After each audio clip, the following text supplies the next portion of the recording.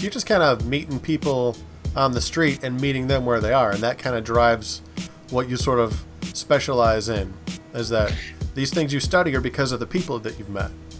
Yeah, and so that's literally what happened with Islam. So I listened to some apologists and read certain apologists who specialize in Islam, even though it wasn't a major part of my regular everyday experience. So I had this certain amount of almost like preemptive background information and knowledge that it was just like the Lord was kind of putting into me, but I didn't really have an outlet. But one day, I remember the conversation. I was on the street, and I was talking to one of the aggressive neo-atheists, and it was a female and a couple other. I forget who she had with her, but there was a bunch of atheists around in this sort of crowd. But the one I was talking to was this gal that was really aggressive, and how stupid God was because of what he did with the eye, and how stupid he was because of his dumb designs relating to the back and the vertebrae and the spine. It was the stupidest thing, and all this. And I was kind of just listening to her at this stage in the conversation, and I kind of caught it out of my eye. It was like this. It was this weird moment, and it was almost like symbolic of a turn of dealing with atheists primarily to Muslims. I see a guy in these white flowing robes with the long beard, and I mean, he looked, and this is not to try to make a joke. He looked like a younger Osama bin Laden. His beard was full black. He didn't have any gray in it, and he wasn't quite, I think, as tall, but he was a taller man. But he dressed literally the same way, and he's walking out, and there's a mosque right down the street from where we would be at in this one location, but the Muslims never came out because this is usually the time when they would be at prayer. And so you just didn't see them a lot in this. It's kind of a secular environment, a lot of bar hopping and stuff. So it's perfect for us, and apparently perfect for bar hoppers. But Muslims aren't going to be really in that environment. But I see him, and he's with a guy, and I'm like, and I just feel like I should start talking to this guy. And so I tell the lady, "Excuse me, just a minute, just a minute." And I turn around because he's passing behind me as I am listening to her complain about God's designs. And I say, "Excuse, are you a Muslim?" He's like, "Yes, what do you know about Islam?" And so we started having this conversation right away, and I found out that he was out there to do dawah, meaning that's the word that they would use for evangelism. Yeah. It means to invite people to Islam. So he's inviting people to Islam. Apparently he had made a contact with somebody, and he was out there to give them a CD of the Surah of Maryam, which was being sung in Arabic and then translated into English. That's a very common surah that a lot of Muslims like to first point, especially people they think are Christian. They like to point into that. So he was out there to do this, and the person apparently didn't show up. But him and I started talking, and all of a sudden I saw more Muslims out there than I'd ever seen. A bunch, and I found out later it's partially because it was Ramadan, so they were like there later, so they did kind of spill over to Mill Avenue afterwards to kind of see what was going on. So I'm having this conversation. It's going. He's like, "Well, why don't you come back to the mosque with us?" So we walk over there, and then I start talking to these other guys. The original guy disappears. Next thing you know, it's like 2, 3 a.m. in the morning, and I'm talking to these 2 college student Muslim guys who are more moderate in their views and this and that. And it was like this 8-hour experience, almost baptism by fire, accidental kind of thing just happened. Mm-hmm. And I went home, and I was like, whoa, and I realized it was a new world and all that. And then I kind of started transitioning to that, and I started linking up these guys who did masjid evangelism, where you go outside the mosque and you stand after they're coming out, and you stand in a public place and ask them if they like a Gospel of John or something like that, and have these conversations. And it started transitioning into that from that, and that's actually how one of the ways David Wood and I started intertwining, and Sam Shamoon and I started intertwining, is because we had some mutual people because of those things. And that's how it ended up me doing, the skits and the parodies, such as the Boom Boom Room and Islamacize Me. Actually came out of that context. So that was where that turn happened. Well, David Wood is East Coast, isn't he? Yeah. Was he living out on the West Coast at the time, or did he just come out and visit? Well, so I followed his blog at the time because I was a big blogger. So my first foray into public space apologetics, because stuff that's being recorded, because all the stuff on the street, it's sort of lost into the mists of time. We weren't out there recording ourselves or really writing about it very much. You're just doing it week after week, right? Well, publicly, I started doing two things. Public radio. This is Vocab Malone, your favorite urban theologian, street apologist, and semi-retired Christian hip-hop artist. I am on the microphone today as a radio host. And that's a long, interesting story how that happened, and doing apologetics on the radio, and then blogging, because that was a much more major part of the apologetics landscape on the internet at the time. It's not that it's disappeared, but it's not this primary thing that I feel like it was in a lot of ways when I was first really getting involved on the more public level. So I followed his blog and saw he was coming to Phoenix, and then we kind of just ended up linking up and just met each other from there, and just kind of worked off and on with mutual people in various contexts. Steadily learning, hear a fresh sermon. Jeremiah fired the kind that be burning. Now I got the yearning to put that sweat and work in. Yeah, aha, Mashiach, a Sunni, Mashiach, a tune thee. Yeah. So we have some older interviews together we've done that I've since uploaded to the channel. They're audio only, but they're interesting because it's like you hear when we're kind of first getting to know each other and stuff like that. And it was later on that he was like, hey, I got these ideas, and since you go after Hebrew Israelites and you deal with Islam, you might be the guy to do that. What do you think of this? And he started telling me about it, and all of a sudden I started adding a bunch of ideas of my own. He's like, what? Including the name for the series, which was Islamacizing at the time. I was like, Islamacizing. He's like, oh, and he got it right away. Once he had explained it, he didn't know he was going to call it. Okay. But he got it right away, and he's like, well, clearly you already, he saw and basically he asked me at the right time in my life and and so I was like, yeah, sure, whatever, bro. And then we just kind of started going on from there, and that's where a lot of stuff started transitioning more into the YouTube world of apologetics for me at that time. Had to do with sort of David's influence and our work together there. And that was a fascinating, it's been a fascinating journey since then. Cool. Yeah, you guys have done some very interesting, entertaining stuff.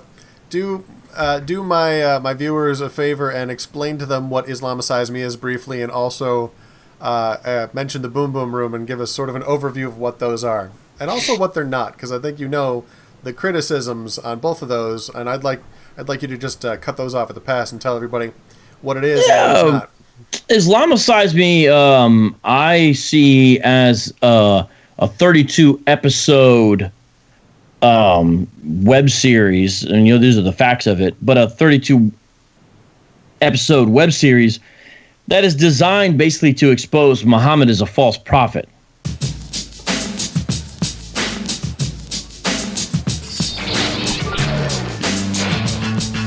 We've agreed to follow the teachings of Muhammad for 30 days. What do you mean? But there are a lot of commands in Islam, a lot of Muslim sources. Sahih al-Bukhari. Sahih al-Bukhari, 2797. Sahih Muslim, 5300. Allah says in the Quran, In the glorious Quran al-Kareem. in Surah 4, verse 34, Ibn Ishaq, Sahih Bukhari. Sahih Muslim, number 3600. Sahih Muslim. Look at this, 5537. Sahih Muslim, number 3597. Sunan Ibn Majah, number 1944. Sahih al-Bukhari, 2797. Sahih al-Bukhari, number 63. This is the life of Muhammad, Sirat Rasul Allah. Here's something. Sunan Nasai. Surah 9, verse 123 of the Quran. In the Quran we are told. Sunan Ibn Majah, number 520. If you ever doubt Islam, just think about the miracle here. Islam invented science. Yeah. Islam invented science. I've heard that too. Yeah, that's true. This could get interesting real fast. What we have as a setup for this, Brian, is that three guys with a background in atheism are convinced to do everything that Muhammad says in the sources that are accepted down to a T without really much sort of other understanding, or just kind of like looking at the page and then doing it and doing everything. So not just the popular stuff, but everything that's there, right? The stuff that was not really as well known. Sure. So, you know, Muhammad, it's said in one of the hadith, walks by a graveyard and there's two people who had freshly died, and he says, they're getting punished right now, but for minor things. And, you know, he goes on to elaborate, and he says, you know, one of them was a gossip, and the other one couldn't keep urine off of himself. And it's like, that's weird. So he's being punished for like basically being, you know, like unsanitary or, you know, whatever. And then you go to another hadith, and there's a explanation about how to pee properly. And Muhammad is quoted as saying half the punishment of the grave is from peeing improperly. So that actually makes it a big deal. And you're like, this is in the sources. Now, let me interrupt here, because what people are going to say is that you guys are just picking weird, obscure things, taking it out of context, and just trying to make Muhammad look stupid. Well, we do. I have no shame to say the goal is to expose Muhammad as a false prophet, but we're doing this with his own words and instructions and commands.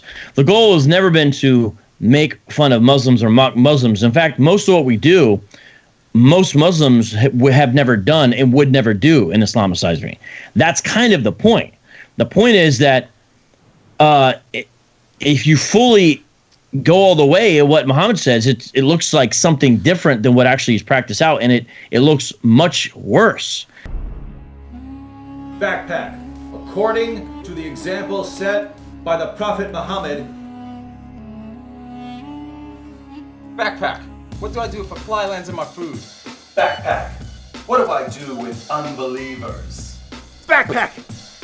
What does the Quran say if I fear rebellion from my mutta wife? Looks like we've got some guidance from the Prophet himself. Backpack, magic backpack. I'm the make the Mac attack backpack. With this sack reacts, I'm like a maniac. I got stacks of facts to keep you all on track. And so, but again, to clarify, you guys are trying to actually you're actually trying to represent what Muhammad actually said and actually commanded, right? Yeah, It's we not a read matter from the of sources twisting in or the distorting series. it, right? Yeah, we just read directly from the sources in the series, and we usually have multiple sources per episode. And the thing is, we didn't even, you know, someone could say, hey, you're just da-da-da. We didn't even get to all the things we could have got to. There's a lot of stuff that we were like, we could do this again.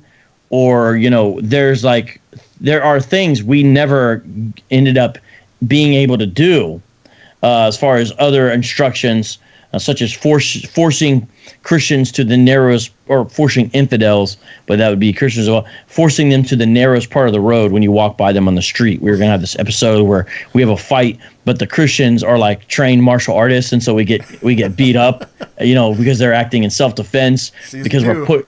Yeah, so so we didn't include that, but there's stuff like that. And the thing is, if you look at the history of Islam, things like that actually were practiced, especially during the medieval era, and even in the early medieval era as well, as Islam expanded out in a very imperialistic fashion. And as that happened, you have, you know, rules for about how to treat dhimmis. These are the second-class citizens who are living in Islamic lands, primarily Christians and Jews. And we have a little bit of that in Islamacize Me. We take my neighbor, my fictional neighbor in the series, and he becomes our dhimmi. And because of the economic pressure we apply to him, mainly through physical force, it's all in a very comedic fashion in the series. Yes.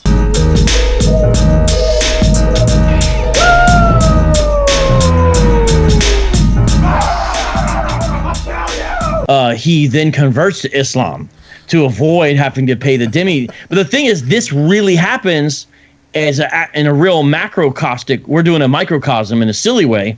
This happens in real life in Egypt, in Iraq, and in Muslim lands. What we're actually doing. So Islamacize Me is showing all that, and we really the people may say we pull no punches. We actually pull some punches to a certain extent, but we also push the envelope. And so the series is not for everybody. Did we go overboard sometimes? I'm sure we did.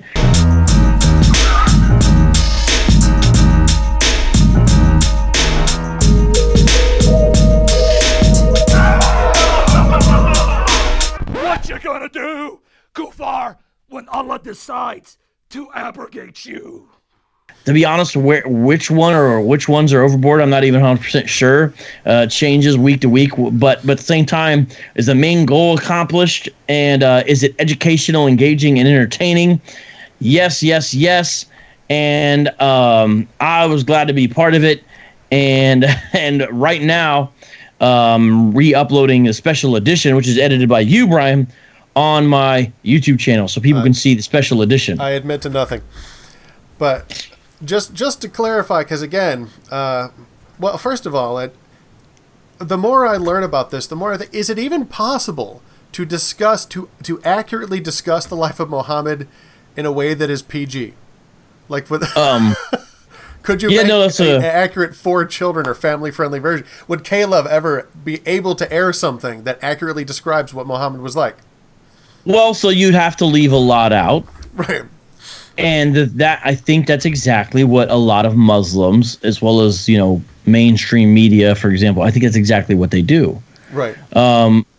Most Muslims, there's a lot they're not aware of that are in the sources. And when they see it, there's these ways around it for whatever reason. We had contradicts everything else.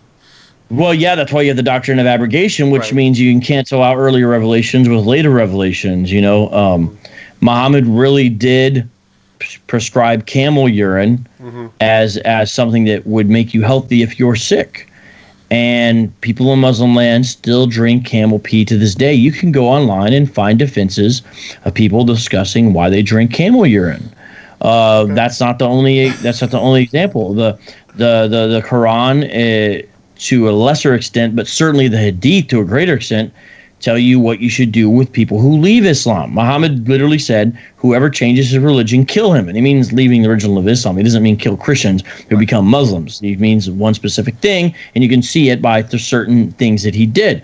So what do you do with those who apostatize? And we show that the sort of a silly version, we're not killing people, of Islam. Muhammad did say bizarre theological things about images and pictures and dogs and how that relates to angelic visitation and not. And he did marry the wife of his formerly adopted son. And then he really did.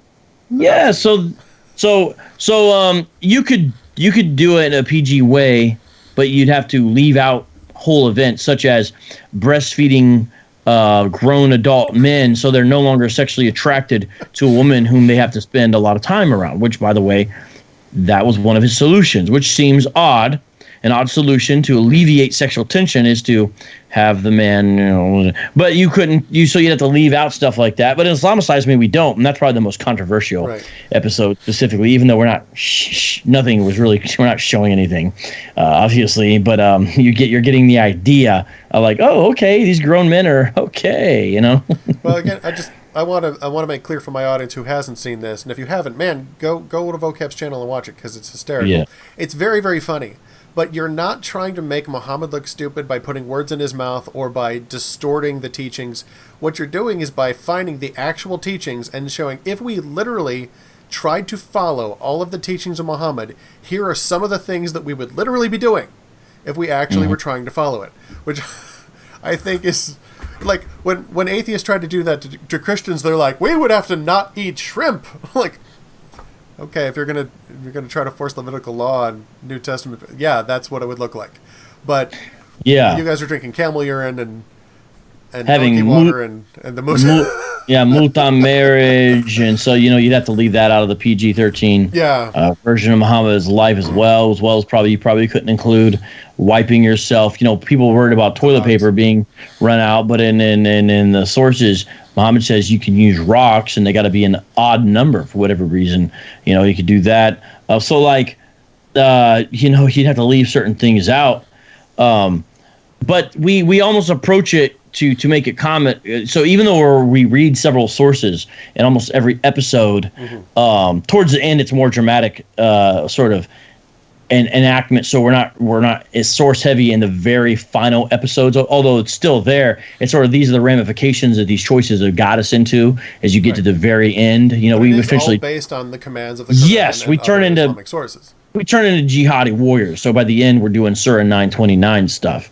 By the end, but we kind of did it in a way. It's like, imagine the Three Stooges becoming new Muslim converts without much guidance other than strictly the sources themselves. And so that's kind of what happens, and that's the comedic effect there. But the idea is not to stereotype or anything or make fun of a Muslim person. It's Muhammad's teachings, and it's from the sources. So there you go.